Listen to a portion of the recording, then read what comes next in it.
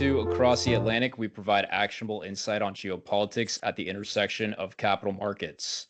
Today, I'm joined by Nathan Jones. Nate is a Foreign Service Officer for the United States Department of State, currently serving as an energy officer in the Mineral Security Partnership team. He came to the Bureau of Energy Resources, or excuse me, ENR, after 2 years as the Senior France Desk Officer and a year on the Germany desk. He has completed 6 overseas tours, including a consular tour in Paris, political tours in Sri Lanka, Afghanistan, and at the US delegation, to the OSCE in Vienna and in Moscow, and most recently as the Press Attaché in Baku, Azerbaijan. Nate has a bachelor's degrees in French and economics from the University of Utah and a master's of science in foreign service from Georgetown University. He and his wife, Sina, have 3 kids aged 10 to 18. Nate, thanks so much for hopping on with me this morning. I know y'all are so busy over there, so appreciate the time. No, Garrett, it's great to be with you today and happy to spend a little time talking about these things. Fantastic, fantastic. So just given our time, Nate, I figure we jump right in and just get right to the meat of things. So Yeah. if you can do a bit of explaining of what MSP is, what is the Mineral Security Partnership? What do y'all do? How do you guys work with other countries? Any explanation here just I think would be super helpful. Absolutely, Garrett. So the Mineral Security Partnership, it's a group of about 14 countries plus the European Commission representing the European Union. This group got together a couple years ago, a little more than a couple years ago now. We all share a concern about the need for diversity in the supply chains of critical minerals. There are a lot of reasons for this, but I think experiences that we all went through during the COVID pandemic with supply chain issues, also with the dependency on natural gas that we saw in Europe that was weaponized by Moscow. We've seen the need to have diversity in these key supply chains that we all depend on. Critical minerals, we're talking for our purposes, there are some broader lists of critical minerals, but for our office and for the Mineral Security Partnership, we're talking about those minerals that are most directly tied to storage batteries, including electric vehicles. So lithium, graphite, cobalt, manganese, some of those big minerals that we see in those applications. Copper also is another one, just because it's so ubiquitous through a lot of different applications. So these critical supply chains are going to become more and more important as we see a transition to cleaner energy tech, to electric vehicles, to a lot of these things that we're really making advancements on across the globe. They're just going to become more and more important, and therefore the minerals that go into them are going to become more important for our countries, for our economies, for our industrial bases, and all those things. Anytime you have a limited supply chain of important items like that, it causes problems. It causes problems in terms of pricing, in terms of supply and demand. It distorts the realities that the market would otherwise bring into this sector. It ends up being a bad deal for most, if not all, the countries involved. The consumer countries that are using these minerals in products, the countries that have these minerals that are trying to use them and sell them on the market. It just causes problems throughout that supply chain. And so what we all got together and decided was that working together, these 14, 15 economies could help bring some diversity into these supply chains. Now, I'll stop there in case you have any questions, but then we can go on from there. No, yeah. So Nate, I think that's all super helpful and super insightful. One, into what the MSP actually does, how y'all work with multiple and partner countries. And you touched on this a little bit. Obviously the diversification and stabilization of the supply chain is incredibly important to a lot of U.S. industry, and I think you're touching high level on that. But then I think interestingly is and it kind of sounds like we're going to touch on this next, is where in the world these critical minerals and rare earth minerals are located.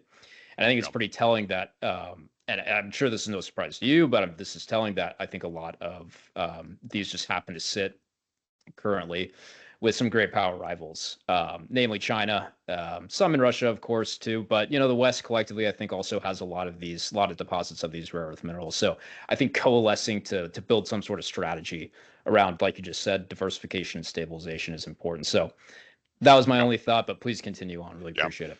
No, exactly. And, when we look at the whole picture of this, the demand that's there currently for these minerals, the operations that are out there, the mines, the extraction facilities, the processing facilities, and what is projected in terms of demand over the next 5, 10, 15 years and beyond, we're going to need far more of all of these minerals.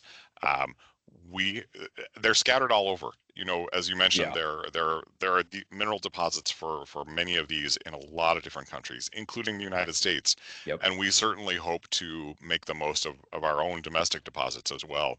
But we also recognize that it's going to take more than that. We're going to need to work together to come up with these supply chains, with these supplies uh, in amounts that meet the demand that's coming. So that's where we get into how do we, what do we do as the mineral security partners? Yep. And this comes to kind of the on the ground workings of what we're doing. I like to describe it most often as a sort of a matchmaking role. When we look at this sector, and in the Mineral Security Partnership, we focus on three parts of the value chain. We focus on the mining or extraction part, the processing or refining part of it, and then the recycling part of it. There are obviously other steps to the value chain, but those are the three areas where we feel like we can provide some assistance. Now, we as the MSP don't come with our own money usually. We don't Right. have my office isn't sitting there deciding on projects that we can invest in. What we do though is we look out across the globe among the MSP partners and among other countries to find where is a project that is potentially viable, but there's just some hiccup in the market processes that are keeping that from happening. And that's where we are able to come in, provide links to both public and private sector funding within the MSP partners. We're talking about things like the Development Finance Corporation in the US or the Export Import Right. Bank. Most, if not all, of our MSP partners have something similar to that, where you're bringing in public money to help invest in a strategic project around the world. But we also have big private sector investment potential as well. And so what we're trying to do is find these projects, match them up with potential funders and potential off-takers as well, the customers that need these minerals, where they're maybe a little bit new to the critical minerals market, to this sector. They're used to using traditional sources of material. And so they need a little assistance in trying to make these matches with projects that will help get them the supplies that they need. Uh, Recycling is another thing where we're trying to ramp up our efforts, where we see a lot of e-waste, a lot of other potential sources of these critical minerals that are pretty valuable, and that with a little help and a little direction, we can help match up these projects with partners that will make them viable.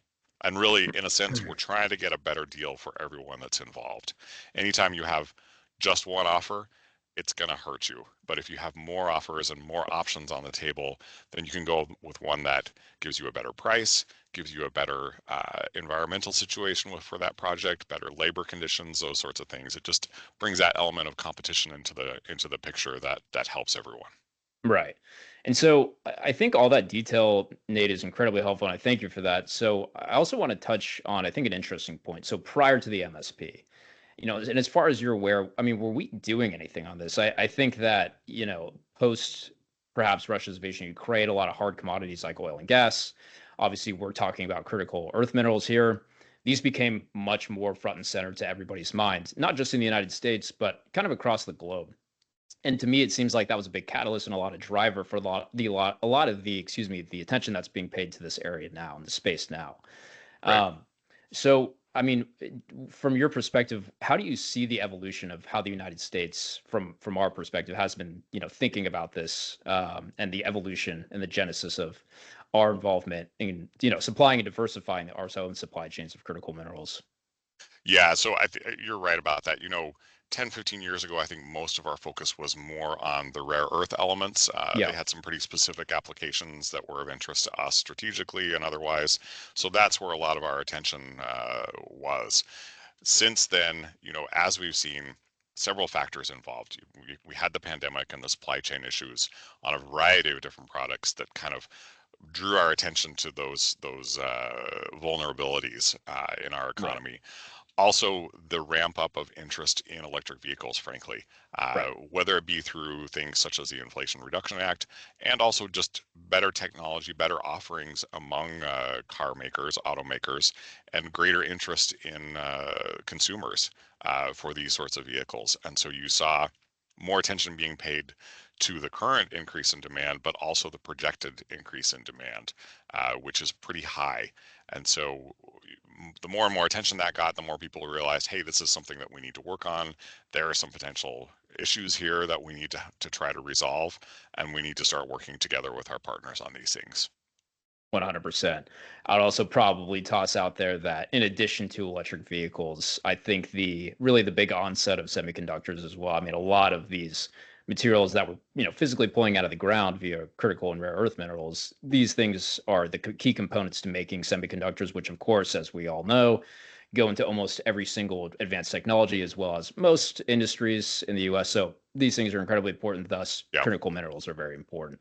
Yeah, Um, obviously, as you look at mhm, the rise of artificial intelligence right, applications, the data centers that those require quite a few critical minerals, and so right. there's tremendous potential for customers there, but also for recycling. So it's all of these aspects are some things that we're trying to grapple with and look at. Right. And Nate, I'm also curious, and I want to move on a bit, I guess, to our second point. So, we touched a little bit on where in the world these minerals are located. Obviously, across the globe, you can have varying deposits, excuse me, of all these critical minerals. And you mentioned also in the U.S. we have them as well. But of course, nobody has a complete and total control of the supply chain of every single critical and rare earth mineral. It's just that it's Hmm. where these deposits are found around the globe. In your opinion, Nate, how do and in your experience and what you've seen, how do you see great power rivals such as China and Russia, and or anybody else that I'm missing on that list too, as potentially weaponizing or even utilizing just their supply chains of these critical, rare earth minerals to potentially harm or go against U.S. strategic interests?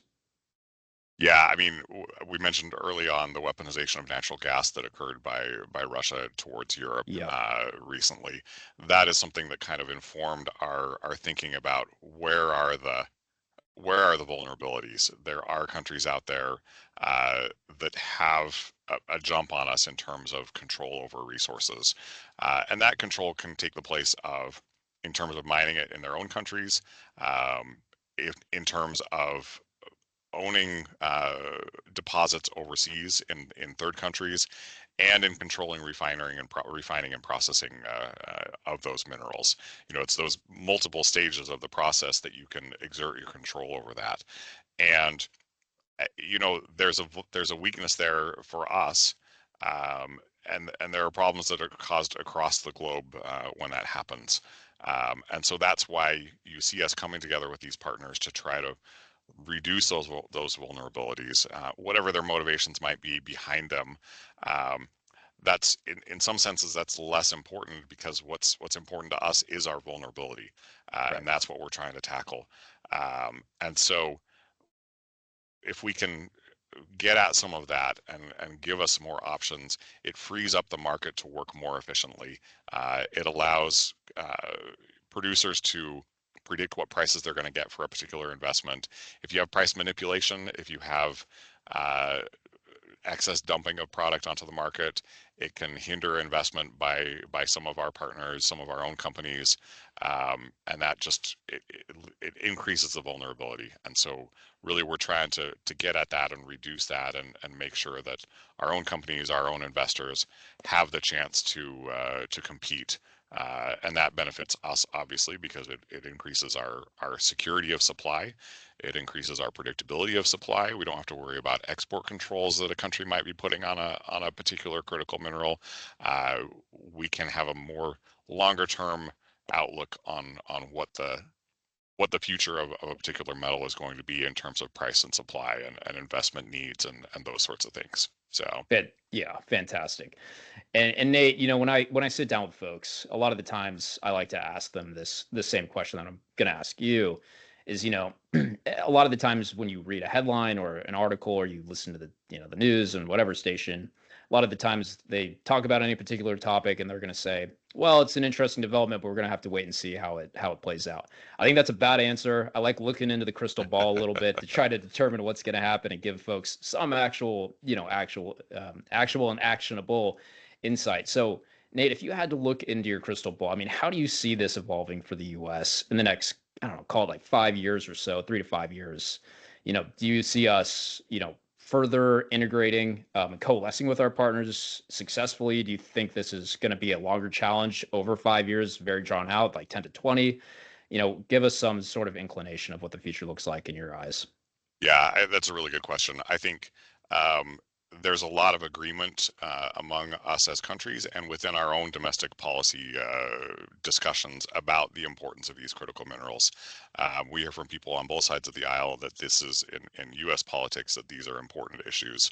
Um, so I think we're going to continue to work together.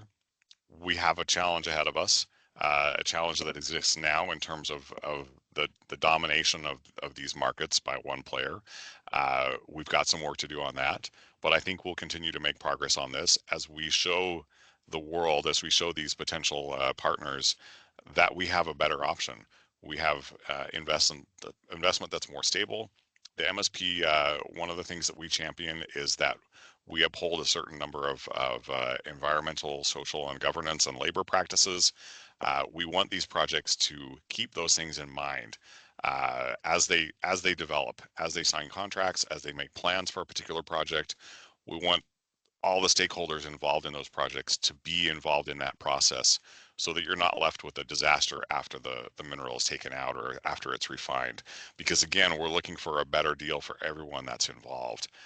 And that's a big part of what that means. I think it's part of the risk of this market is the technology that we're dealing with as well.